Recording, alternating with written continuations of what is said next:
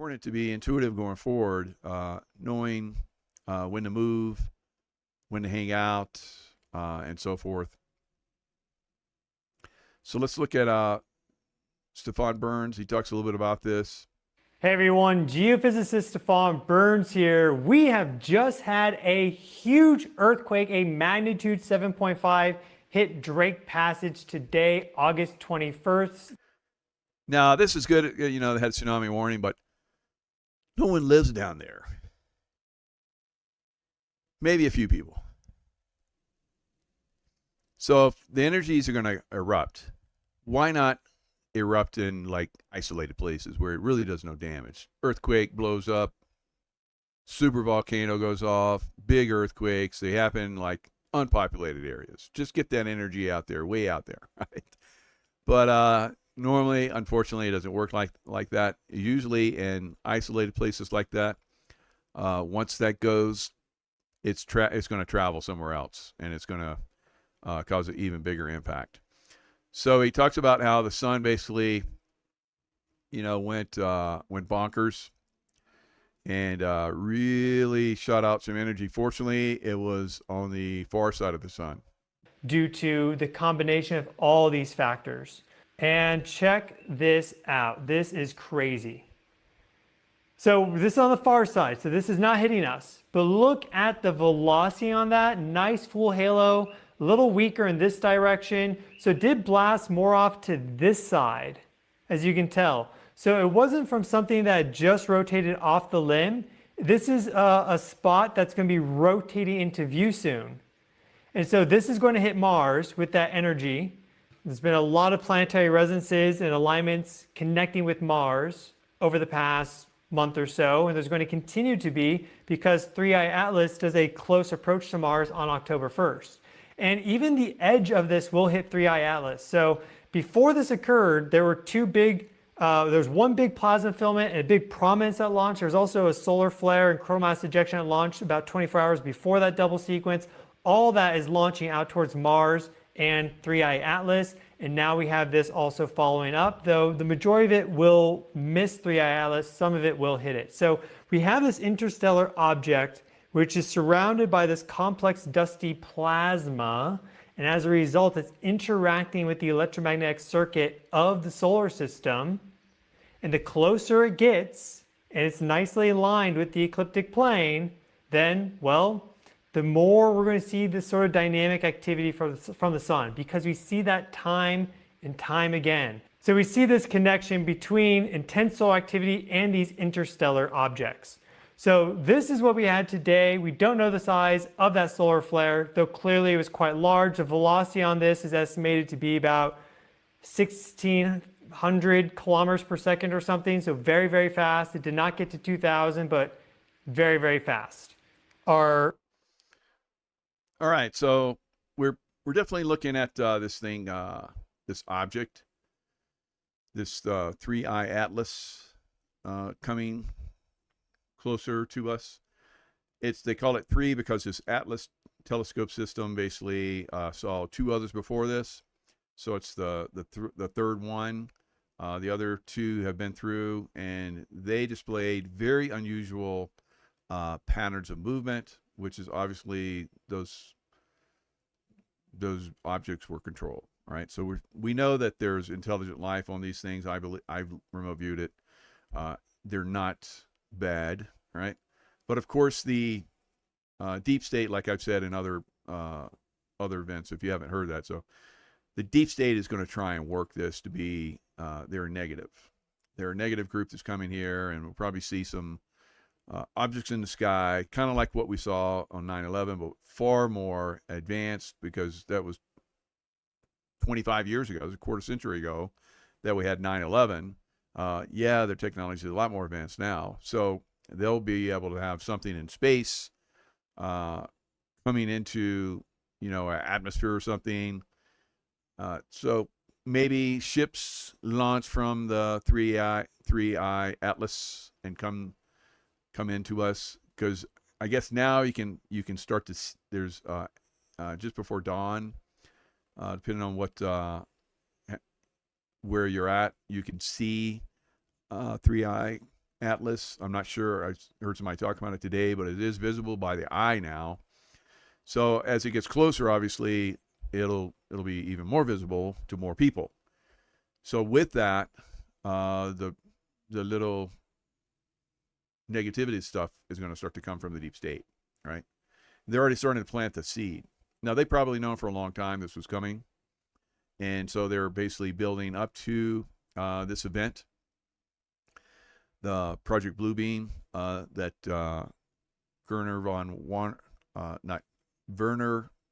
Werner von Braun talked about, the NASA guy that came from the Nazis that built the V2 bomb that decimated England. Then he came over here and helped us with our rocket program. Oh, thank you, Nazi, for helping us.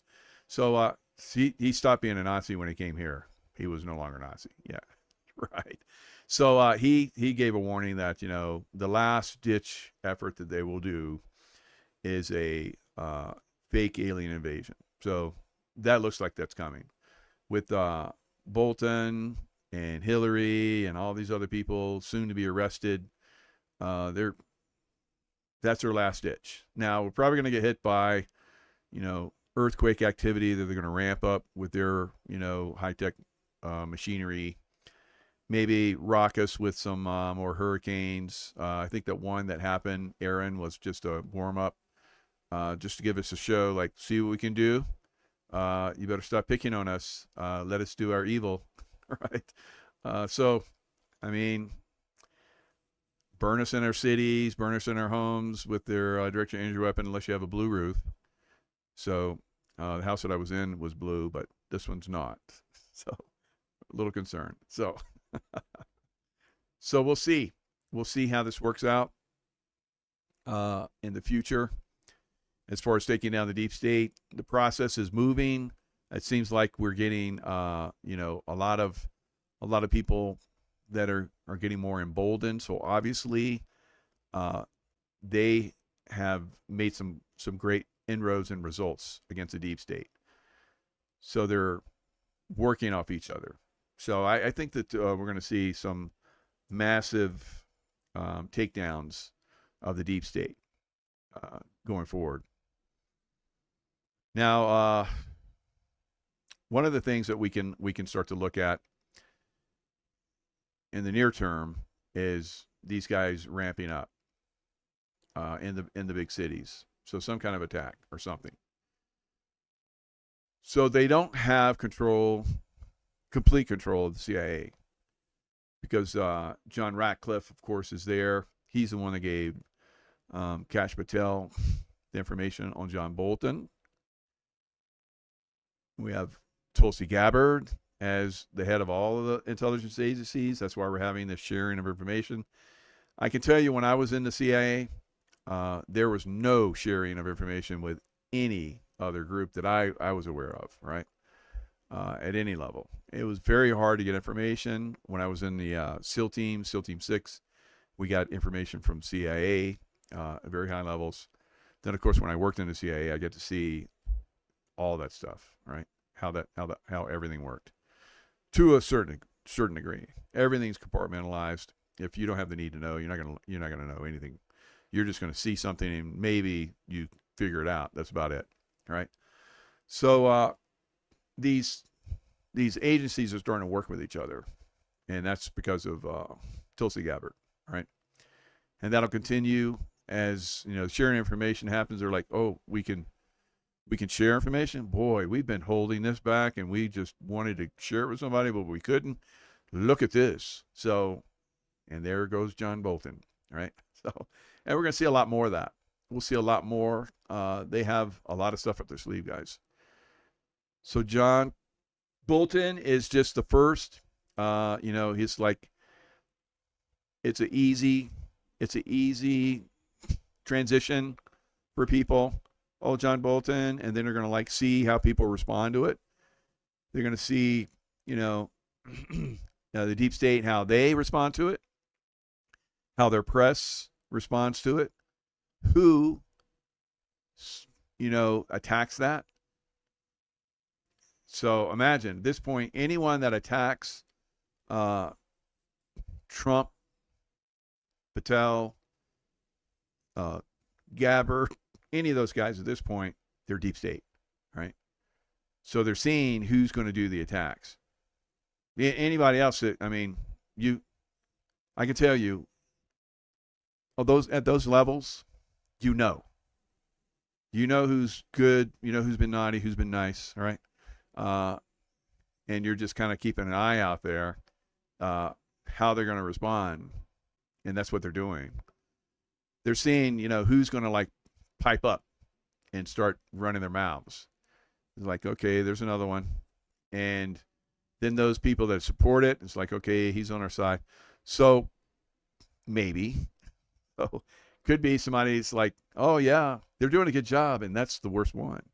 So it's crazy, guys. It's crazy. So yeah, we'll get a lot more of these, a lot more of these people that are going to be revealed. Some of these people are doing a good job. The deep state's going to attack them and say, oh, look, they're bad. Now, today the stock market went up nicely, very significantly. I think all of them were up at around 2% at one point. It pulled back a little bit before the close. We have Federal Reserve, because remember, Trump has been saying Powell is late. He should resign. He should have been cutting interest rates long ago, because it's a deep state. They want to collapse our economy, so they're keeping interest rates high. And a lot of people have different they don't think they should be lowered and blah blah blah. This is a takedown of this system, guys. A collapse of this system. So we want them to lower the rates, because it's going to make the dollar less valuable. The dollar is not ours. We don't own the dollar. That's a Federal Reserve. That's a Federal Reserve dollar. That's an evil, corrupt banking fiat currency. So some people are saying we need to just back it with gold. Would you back a piece of shit with gold? No. So the dollar's a piece of shit, guys. It's from a corrupt organization. It goes away completely. All right, something else is going to replace it. So debts are going to be forgiven for good people, not for evil ones. All right, we'll know which ones are who, and because this corrupt banking system has been taking advantage of people for a long time. So a lot of that debt that people owe will be forgiven, unless you're a corrupt person that has been using that to enslave and control and all that kind of stuff, build bad companies and so forth. Right. So Jerome Powell, he's basically kind of said that he was going to cut rates in September. So the market took off. Crypto took off. Silver and gold took off, right? Everything went up. It was an everything up day, right? Everybody's celebrating. Now, the reason why silver and gold went up, really, though, is because the dollar went down. Because if they lower interest rates, that's deflationary. And the Fed needs to constantly create inflation. Otherwise, their dollar starts to become worthless. See? So that's what we want. We want that dollar to become worthless, because that's the Federal Reserve's piece of shit money, right? It goes away, and it's going to be replaced with something. I mean, you're going to be, given something that's valuable. Many people that have been suffering, I think, are going to be taken care of, like the people on the streets and so forth, the people using drugs. It's horrific, And that's how did America ever get here, right? We didn't. The deep state got us here. The deep state put us here. So the deep state is going to be completely taken down, and silver and gold will be extremely valuable. Silver will be, triple digit, well into the triple digits very soon, I believe. I think by probably the first quarter next year, we'd see very close to $100 silver. All right, if not sooner. We'll see. We'll see. You know, we'll bust through $40 because we're right at 39 something today. Once we've crossed 40, it's a fast track to 48. Then we kind of like build a base again, like we've been doing, and then we'll blast past $50, and then it's another race. All right, a race upwards. If you really took silver and valued it with the money that America had before the Federal Reserve came in, and it was our money, then it would be worth, silver would be worth $1,551, right? An ounce. So it is. Will it go to that? That's extreme, but it's the most undervalued asset in the history of Earth, right? And you can tell that from its cup and handle. It's like something like, what is it, 1970, 1980, 50 something years of a cup of handle. There's never been anything like it, ever, any asset. So heavily suppressed. When that comes off, all the shorts, all the banks that have been shorting it that are already underwater, and soon they'll have to cover. That's what happened when the last times that silver exploded upwards. But then you see that the banksters came in and suppressed it again. They won't be able to do that this time. So when it rockets, it's going to stay up. And if you haven't gotten in at this rate, it's going to be very hard to get in. But people still will. All right. Just like a lot of you are like, I wouldn't buy it if it was $1,000. Well, if you could buy crypto right now for $1,000, what is it? Almost $120,000. If you could buy crypto right now for $1,000, you wouldn't buy it? Yeah, you would. So that's going to be like silver. Of course, silver won't go that high, but gold will. Gold might. It's crazy. It's gonna explode. So as far as an industrial, so silver has the amazing thing that is, not only is it a highly sought after commodity for, military weapon systems, batteries, rocket spaceships need it because of conductivity of the silver, even in space. Medical needs it because it's so clean. Medical instruments, medical when they put stuff in you, the music industry, on and on and on. Electronics, solar. They are, for the last, I think, 2 or 3 years, maybe at least 3 years, I think, they have not produced more silver, like coming from the ground, coming out so that people can utilize it. It's been in a negative on a massive level for the last 3 years. So we haven't been bringing up enough silver for the demand. So if we've had 3 years of heavy demand for silver, and it's still suppressed at the rate that it is right now, what do you think is going to happen when all that suppression goes away? It's going to explode, right? Gold will explode. On and on. Yeah, jewelry too. Is that Nikki NZ? I have always loved silver jewelry. So there you go. It's jewelry too, right? And it used to be in the Middle East and in India and so forth. On weddings, they'd buy gold jewelry for the bridegroom, or at least for the groom. I mean, for a bride and her, people in her shower or whatever. Now they buy silver. So it's really going to take off. So I just keep telling you guys that. So hopefully you've gotten into silver in this transition period when everything collapses. You're going to want to have it, right? So yeah, Powell saying rate cut in September.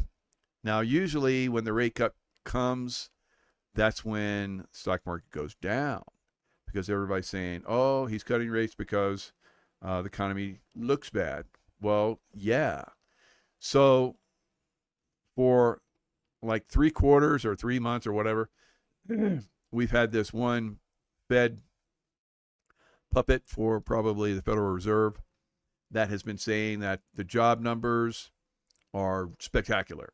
All right, we have all these people that are working and all that kind of stuff.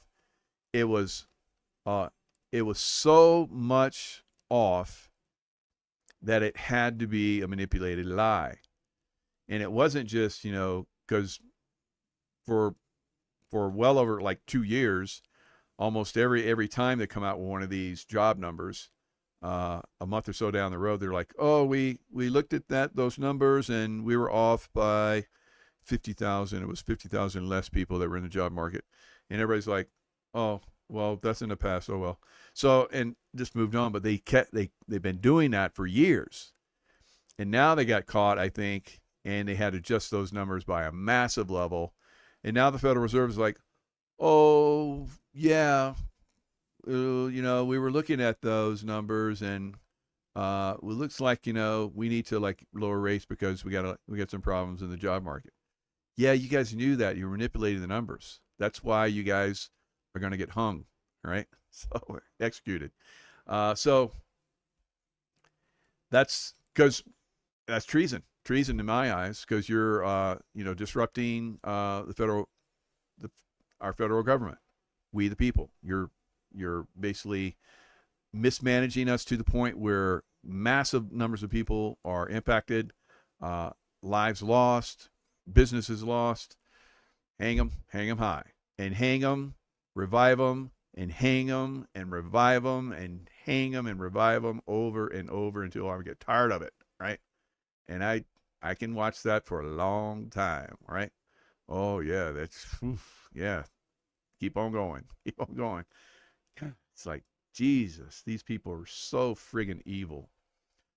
Now let me give you an idea of what this looks like as far as like the gold and silver diddly bobby right here. All right.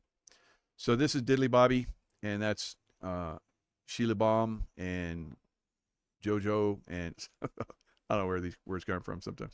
But today, a massive buying. So that green, that's people buying. That's a lot. So everybody jumped in and bought, and you see that big long green thing. That's a candlestick that went to the moon right today, and it was very aggressive upward movement. So right now, silver's at 39.05. Like I said, once it pops 40 and it stays above 40, it's going to go very quickly to 48.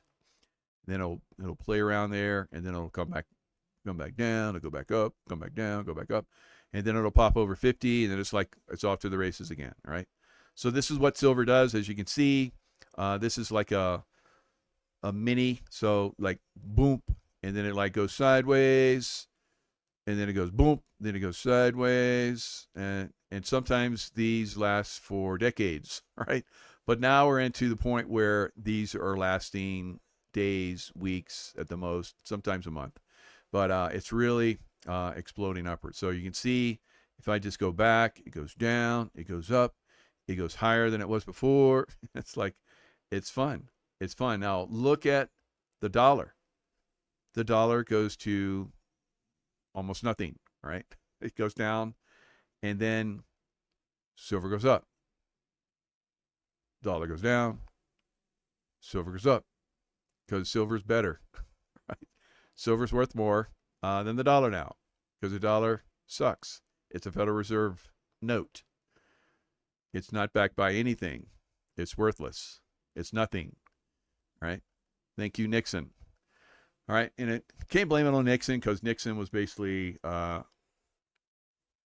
told by people that he thought were smart, but they weren't. They were deep state actors, like Henry Kissinger, that we're just going to tie it to oil for now, and then we'll come back to the dot, and then we'll come back to gold. He lied. They never meant it. So, all right. So you see how that dollar is basically testing a low over here. So it actually pushed through that low, which was 97, and it went down to 90. What was it? 97.62, and it went down to 97. What is it? What was the low today? 97.556. So that is that's not looking real good. So now the 52-week low is 56. So I think we're going to break 56, and we're just going to keep traveling down. And then silver is going to keep going up, and the dollar is going to keep going down. And so way back here, that's a 96.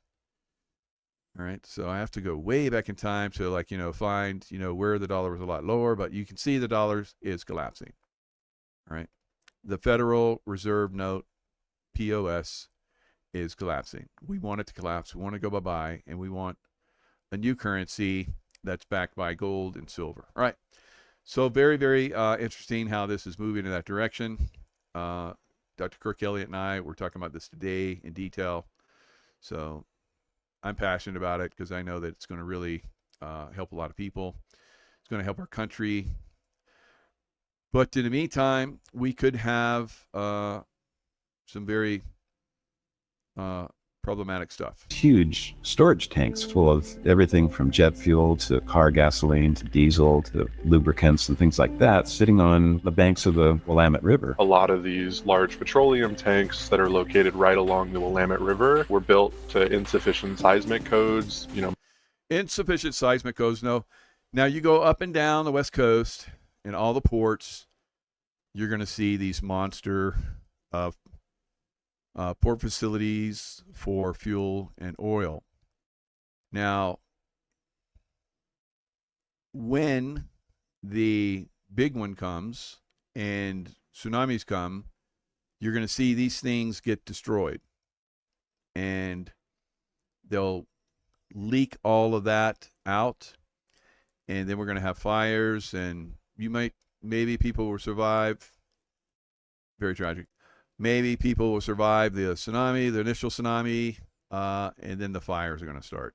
Many of them were built pre-1970. We've known this site poses a great threat during a megaquake for years, but Luke's research revealed a terrifying new detail. There are other hazardous materials besides petroleum products in the CEI hub and in the industrial areas. It became very clear early on that there is information that is missing. But first, we need to understand what makes these tanks so unsafe in the first place. And it has to do with the process called liquefaction. Liquefaction is where you have loose, sandy soils that when you shake, that sandy soil temporarily turns into a liquid. And so a liquid cannot sustain anything built in it or on it. So if it's a building, it could get torn apart. If it's something. So in a major earthquake situation where you have, very significant shaking, you get liquefaction of the soil. And that's where you see a lot of these, looks like the earth is like shifting. It is doing some of that and spreading apart, but some of this is liquefaction, and that's what they're talking about right here. So we have a lot of stuff built over areas that very possibly and very likely are going to have this liquefaction happen, and they're going to just tumble and spill into the waters, which will then go into the rivers, which will then go into the ocean. So it's not gonna be good. Buried like a pipeline or tank, it could pop up out of the ground. Soils along rivers and waterways are especially vulnerable to liquefaction. And that's where we built a lot of our critical infrastructure and hazardous material storage. So along with the shaking that is going to cause sloshing inside of these large fuel tanks, that shaking can directly damage the tanks. This liquefaction and these forms of ground failure can exacerbate the seismic hazard and cause greater damage at these large fuel facilities. Something like 50% of the material could be spilled. It would be equivalent to the Deepwater Horizon spill, which took place over months, and it would happen like that. That could flow into the river and make it to the coast and light on fire and potentially affect Forest Park right there on the hills. With the right conditions, a fire could spread rapidly in Portland's 5,200-acre urban forest and could threaten 70,000 people. In the aftermath of a megaquake, the resources typically available to stop a wildfire just won't be there, and the results could be catastrophic. But Now, that scene there was directed energy weapons. So who knows? Who knows, guys? We get the big earthquake, and maybe these guys come in and just make things even worse with the directed energy weapons. I think they're going to make these earthquakes worse. Of course, they would come in and really fire in some directed energy weapons, is really cook these things up to be far worse than they already are. But it doesn't stop there. When these tanks fail, they would emit toxic plumes that could waft over parts of Portland and could be deadly. So these are things like anhydrous ammonia or chlorine gas, a huge Now, of course, they're just talking about Portland here, but this would be up and down the entire West Coast that would be affected by all of these facilities, being impacted like this. huge array of chemicals that can become a toxic inhalation hazard. The report focused on just 4 of the highest risk facilities and created different scenarios based on the most likely wind patterns. The deadliest weather conditions could be in the summer, when air is stagnant and the gases could linger. So the summer, that's when, like in this time frame, that I saw this happening. Now, we can obviously affect, these things. Maybe they won't happen. I hope they don't happen.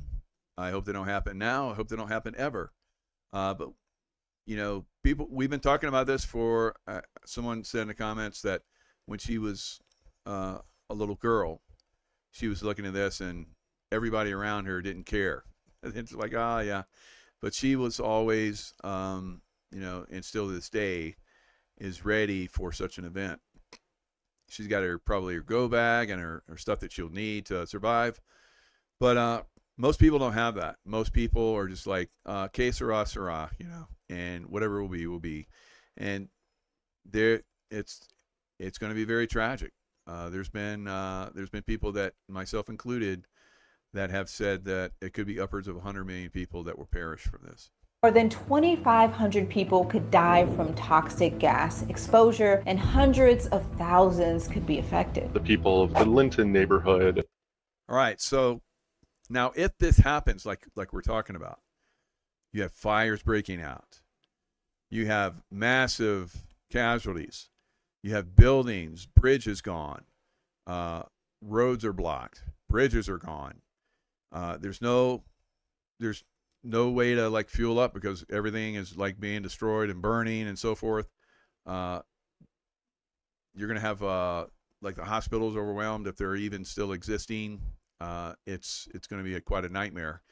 So people are going to be in survival mode, but then you're going to have these fires, and then you're going to have these toxic fumes that come over.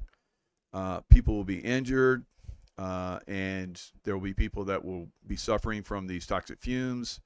So it'll be probably, unfortunately, a lot of people will die after an event like this. And people living up in the hills of Forest Park are in an incredibly dangerous position. The evacuation challenges are going to be really fierce, one of the most risky places in Oregon. The team modeled just 4 industrial facilities in North Portland, but identified 70 high-risk sites, mostly on liquefiable soil. And that's only around Portland. Similar risks can be found all throughout the Pacific Northwest. Okay, so toxic gas clouds, fires in the hills, buildings and bridges collapsed. It all sounds truly apocalyptic. But that's not all. Climate change might make some of these hazards worse. Oh, see, they had to throw climate change in. That's where I went. So that's a problem. So you'll get the good information, and then they'll throw some stupid stuff in there. Everybody's like, it's all stupid then. No, that other stuff was good. It was good information. Yeah. Oh, the climate change thing. Yeah, no, that's stupid. So you must be stupid. So your whole presentation's stupid. So that's one of the problems. So imagine Gavin Newsom coming on and saying that, yeah, we're good. Don't worry. Stay where you're at. Would you stay? A lot of people would that believe in Gavin Newsom. I don't know how many people, like, I don't know, 20 million people, 20 million Californians. The other 80 million, I don't know how many people in California. I'm just saying 20-80 rule, right? With run like crazy, right? But once you start running, everybody else is running. The roads get clogged, and it's a nightmare, right? So you need to be you need to have a good plan. Alternate roads. If the roads don't work, can you go on foot? Go through trails. You got to have all these things. I've always done that. I remember I used to teach this at the Naval Academy when I was a senior enlisted guy there. We're talking about terrorist attacks, and I was like, everybody came to everybody in the whole academy came when I gave this talk, and it was brilliant. So I said, guys, I feel like we're getting close to a terrorist attack, and this was just before the summer break. Of course, 9/11 happened.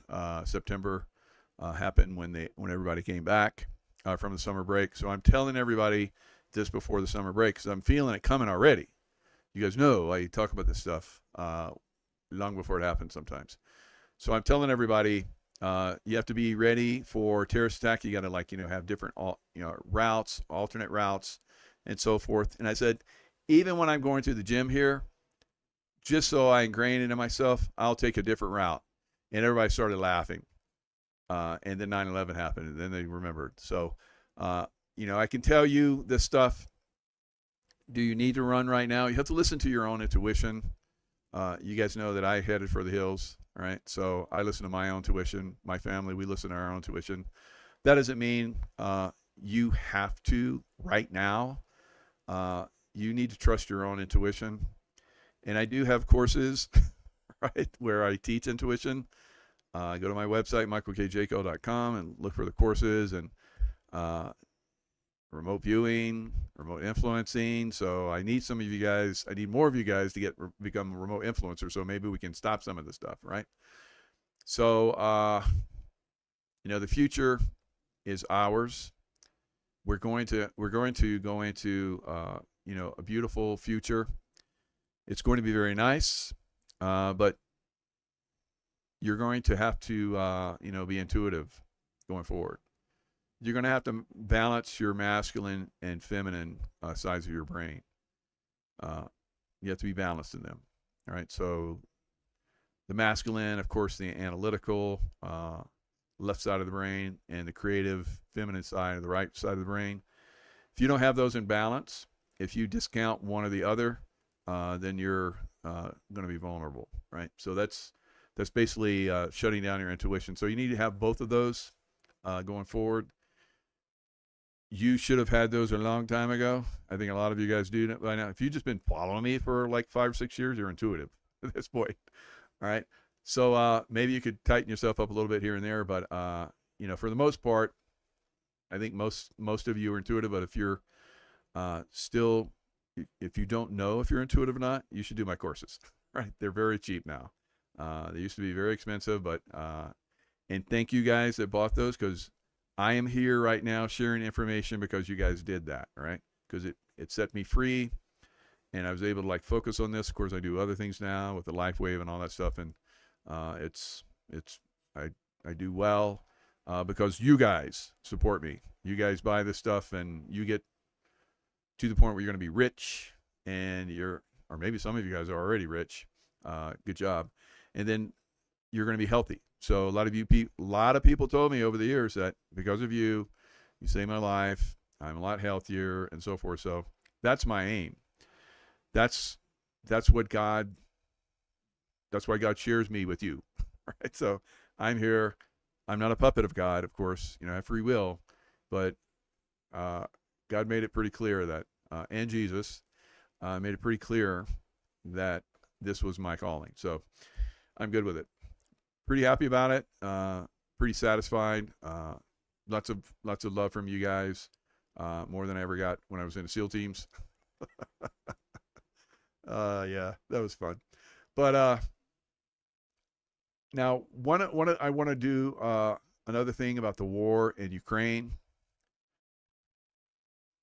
So the war in Ukraine, I know a lot of you guys don't understand. And the reason why I want to show you this is because this could be impacting us, or some of us, all right? Not all of us. Some of us will not be in the way of this stuff. But some of you in the big cities, this could be something you'll see, unfortunately. So the drone war that is happening in Ukraine is pretty substantial. Now I'm going to give you some insights on what this looks like.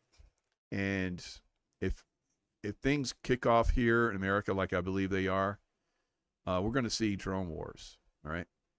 So you need to be aware of this. You can't just go. I used to teach guys about tracking.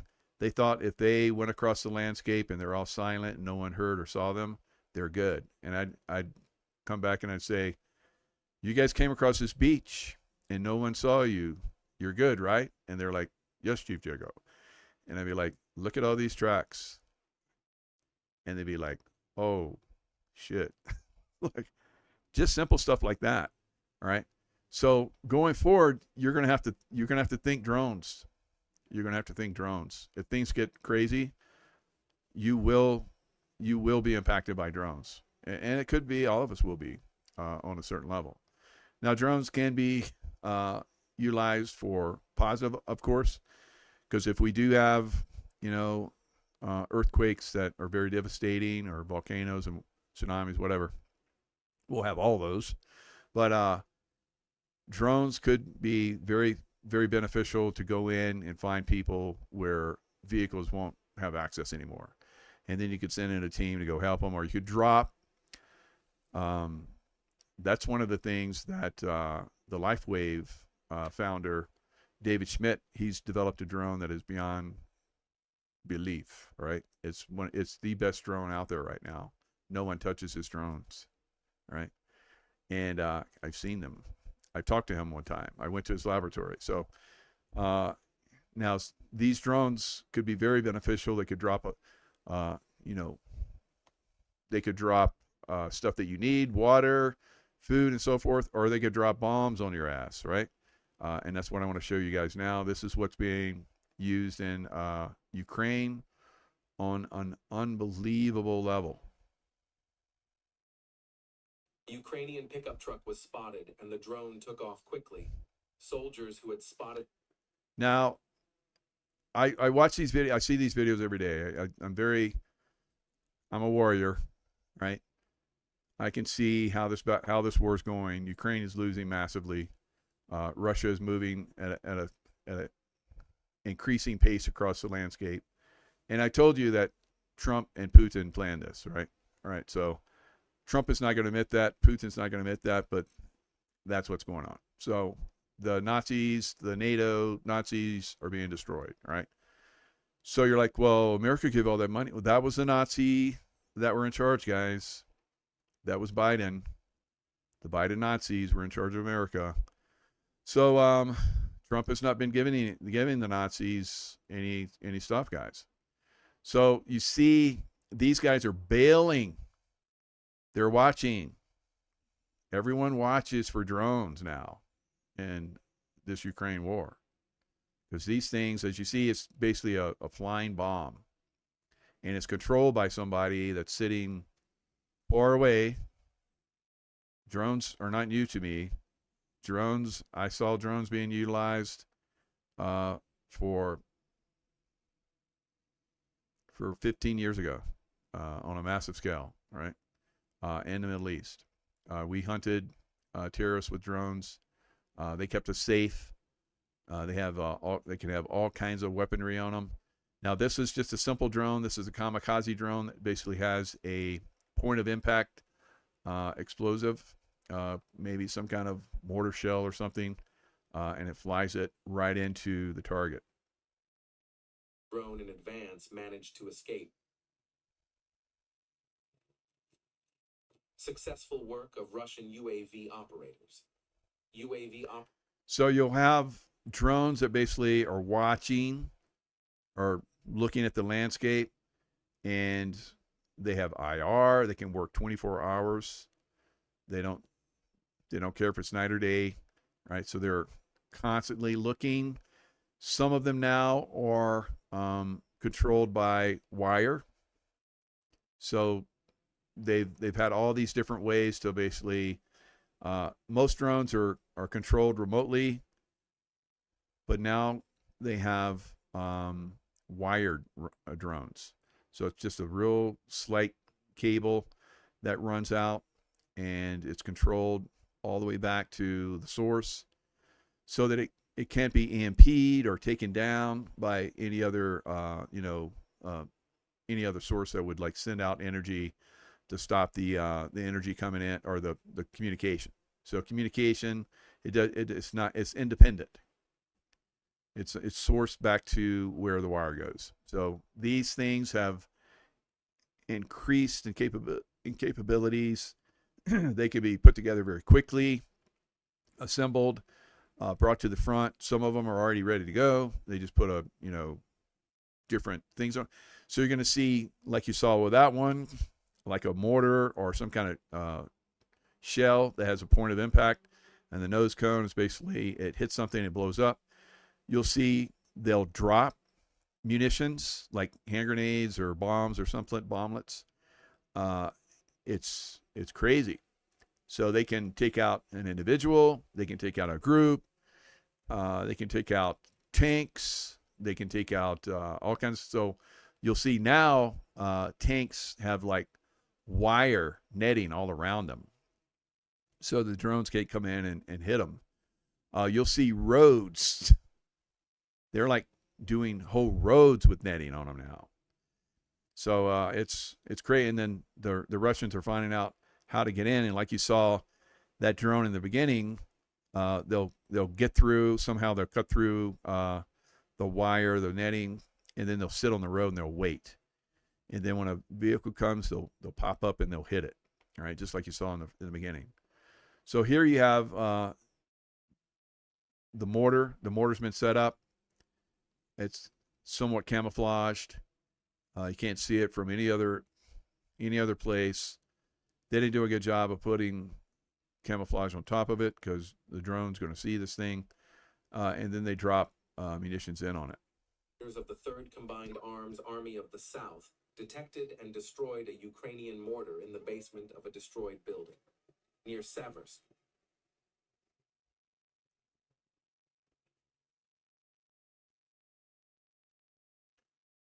So you got the drone with the camera that goes in, and whoever's piloting it can see.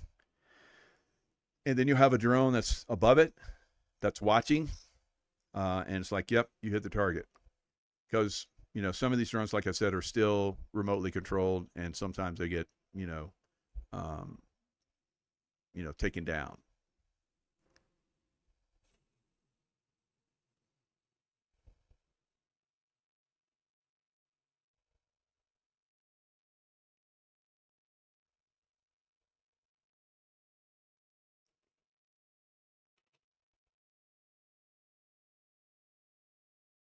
Oleksandro Kalinov direction. Received information from an Allied unit that Vysushniki was moving on positions near Krodivka. The Rubicon unit launched a... So you see there where there's a bunker, and the drone just goes right in the entrance to the bunker. I've seen these drones go inside the bunkers and fly down the channels in the bunker, and then it blow up when they see somebody. All right, so they're very impactful right now. Of attacks against the enemy infantry. All right, so you're going to see these guys. They're going to come out. They got to run to a house, and they're going to watch them, and then they're going to bring in a drone and blow them up in the house or another bunker. And then they get sappers, Russians that come in with big charges, and they're guided probably by the drones, and then they come in and they throw with probably on a timer. They throw these sapper charges into the bunker, and then they run like hell, and it blows the hell out of these bunkers. All right.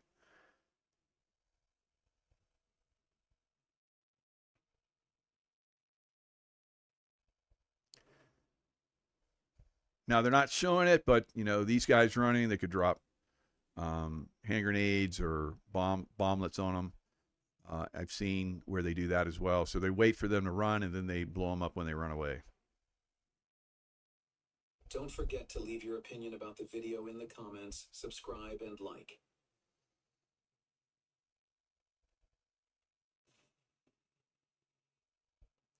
So they just followed them where they went to another bunker system, and now they're going to blow that one up.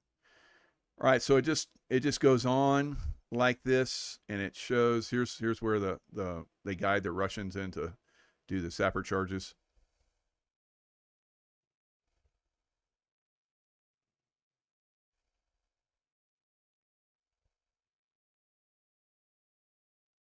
Don't forget to join our Telegram group.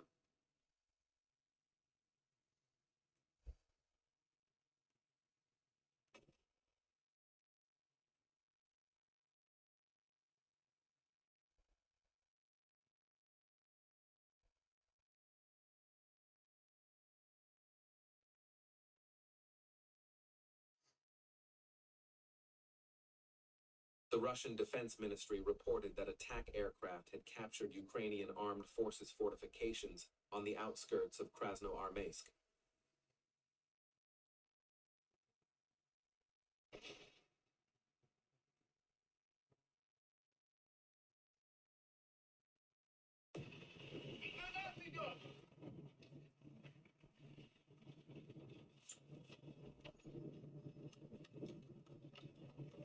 So here they see a drone, and they're taking cover.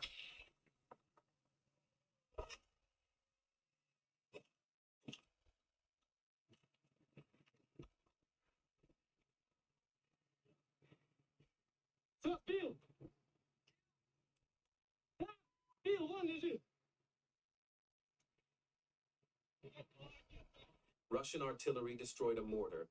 So as you see, they shoot at these drones too.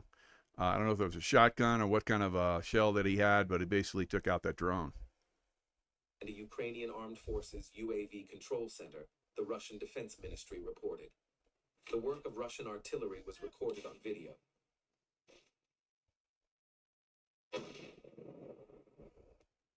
All right, so the drone war is pretty substantial at this point.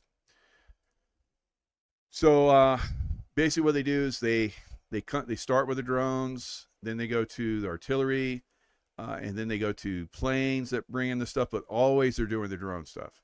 So the drones are like the first thing. They come in and start to, find stuff and blow it up the best they can. And then if it's a little bit too much, they'll have the artillery. Then they'll have like glide bombs. So they basically release these bombs and they glide into the target, and they probably have GPS that guides them into a target, and then massive bombs, like 2,000-pound bombs. They have one, I think it's like a 6,000-pound bomb. It's like massive. So they have all this stuff that's going on. They have hypersonic missiles that they can't shoot down. If the Russians shoot that, they're going to hit whatever they shoot at. So it's basically a war of attrition for the Ukrainians. So the Russians are very methodically devastating the Ukrainian army, and then they're moving in and taking up land because there's hardly any resistance left, and then they just come in. And instead of in the past, they used to like go toe to toe with the Ukrainians, and they were losing a lot of people. Now they've gotten smarter. They don't go straight in. They basically come in with the drones, come in with artillery, the glide bombs, And then, like you saw, the sappers, they have guys that ride motorcycles that go in fast and they jump off and they, hit targets and so forth. Pretty crazy how this is going right now. But that is very likely going to come to some of our cities, right? So you're not seeing so much the tanks roll out, although you see the Russians have like this turtle tank. It's basically super thick armor that's all around it, and it has like in front of it, it has like a big thing that's gets landmines and blows up landmines as it goes forth, and they hit it with all these different drones, and it just keeps going. It's pretty crazy.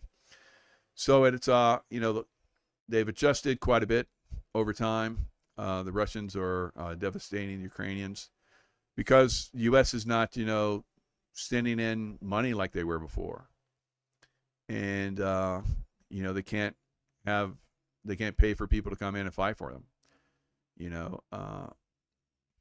They were like paying for people to come in and fight from all over the world, and they don't have that anymore. So they don't have as many people, so their front is deteriorating.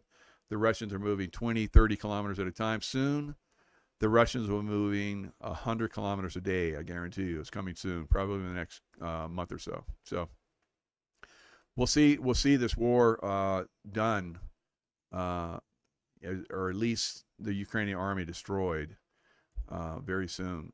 Probably this time next year. I don't think the Ukrainian army is still there, right? I don't know if they'll have an armistice or if they'll do a peace plan, but Russia doesn't want all the land. They just want the Ukrainian army destroyed. They just want NATO not to come in and rebuild that army. So they're going to insist that NATO doesn't come in and do a peacekeeping force, right? And start to rebuild the Ukrainian army. They're not going to allow that, right?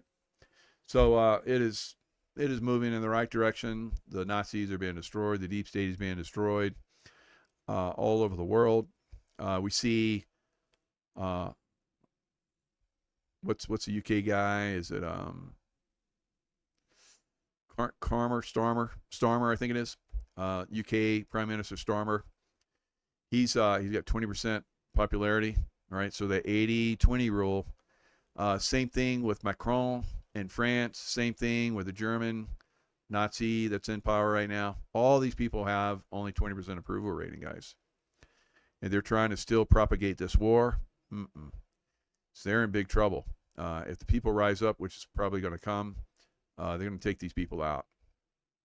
If they can't do it through a legal process of election, like it looks like we're going to do here pretty soon, because Trump is not going to allow any more absentee voting, any machine voting, or anything like that.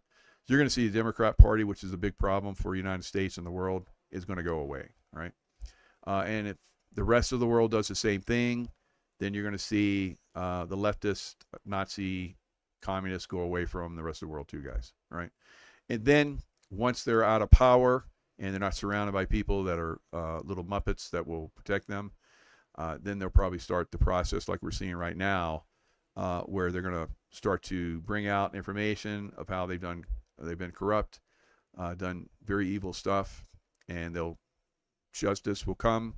It will come. It's going to start to come very swiftly, right? They've already built the cases for these people, and so they're going to start going down, and they're going to just like go down like crazy, and then they're going to try and start their wars in these cities. So I always thought that the wars in the cities would start first, and then the military would come. This is very, very positive that we're going to start to put the military in first, right? So that's very, very good for you people out there that are still have TDS, right? You'll still be saved, right? Otherwise, you would have been slaughtered in these cities so easily, and some of you still will be. But for the most part, America will prevail. Most of Americans without any civil war, without any major war against any country, China, Russia, nobody, we will be very safe, very prosperous. Our country will just be amazing, probably in another 10 years. Right? 8 to 10 years, it will be absolutely incredible. It will be beautiful, amazing. New cities, the ones that are going to be destroyed, I don't think there's any chance that they're not going to be. So I say 17. Other people say 14. We'll see. Hopefully it's not that many. Hopefully it's none, right? Hopefully there's no earthquakes, although there are earthquakes happening. Hopefully it won't be, a major destruction. So lots of love. Stay in the love vibration. I didn't have my bowls ready, but next time I'll do bowls. Next show, I'll make sure I have bowls out, and we'll do a meditation for peace and prosperity for America and the destruction of anyone, Republican or Democrat or independent, whoever, that would do negative or harm to America. May justice find them and take them out forever. All right, so we'll talk. We'll meditate on that tomorrow. All right, lots of love, guys. Stay in love vibration. I'll see you next time.